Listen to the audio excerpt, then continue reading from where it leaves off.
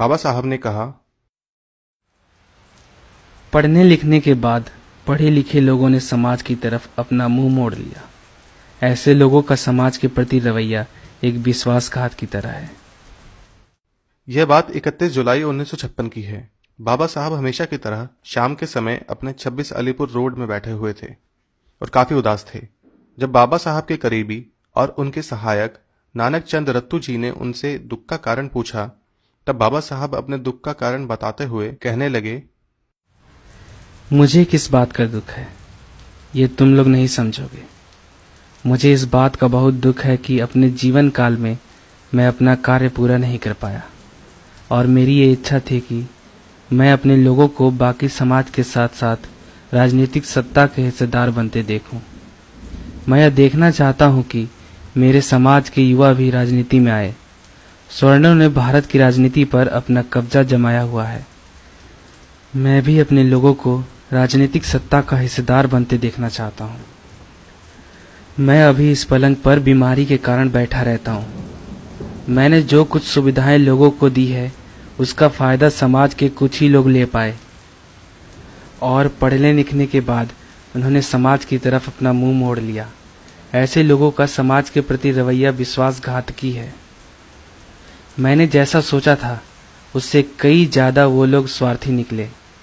वो केवल अपने लिए जीने लगे। ऐसा जीना समाज के लिए आत्मघातकी साबित होगा। मैं हजारों लाखों लोगों तक मेरा काम पहुंचाना चाहता था जो आज भी भारत के अलग अलग राज्यों में देहातों गांवों में रहते हैं, जिनकी आज भी आर्थिक और सामाजिक स्थिति वैसी ही है जो हजारों सालों से रही है। पर अभी मेरी जिंदगी कुछ ज्यादा नहीं बची।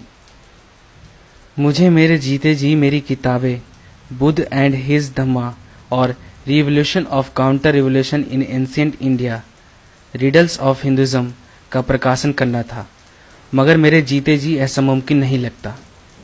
मुझे ऐसा लगता था कि मेरे जिंदा रहते मेरे समाज में से कोई आगे आकर मेरी इस मिशन को आगे ले जाएगा, मगर ऐसा कोई मुझे अभी दिखता नहीं। जिनके ऊपर मुझे भरोसा था, विश्वास था, वो लोग सत्ता के लिए आपस में लड़ रहे हैं। वो लोग ये नहीं समझ रहे हैं कि कितनी बड़ी जिम्मेदारी उनके ऊपर है। मुझे और कुछ साल इस देश और इस समाज के लिए काम करने की इच्छा थी, मगर अब जिंदगी ज्यादा बची नहीं। मौजूदा हालत में देश के विकास पर अपना मत रखना बहुत ही मुश्किल हो रहा है, जहां पर लोग प्रधानमंत्री के विचारों के खिलाफ जाने को तैयार नहीं है, फिर वो देश और समाज हित के लिए कितना ही फायदेमंद क्यों ना हो। और मैंने जो कुछ हासिल किया है वो खुद की बदौलत हासिल किया है। ऐसा करते वक्त मुझे ढेर सारे लोगों के विरोध का, खास तौर पर समाचार पत्रों का खासा विरोध सहन करना पड़ा। और आज जो ये काफिला यहाँ तक आया है वो काफी संघर्ष और मेहनत से मैं ला पाया हूँ। अगर ये कारवां उन्हें आगे ले जाना है तो उन्हें कई समस्याओं और कठिनाइयों का सामना करना पड़ेगा। अगर मेरे समाज को आत्मसम्मान से जीना है तो ये संघर्ष जारी रखना पड़ेगा।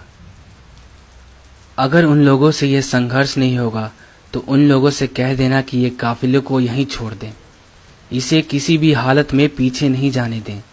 हो सकता है ये मेरे जीवन का आखिरी संदेश हो, पर मेरे इस संदेश को मेरा समाज नजरअंदाज नहीं करेगा, ऐसी मैं आशा करता हूँ। जाओ नानक जाओ, मेरा यह संदेश मेरे समाज के लोगों को पहुँचा दो। जाओ।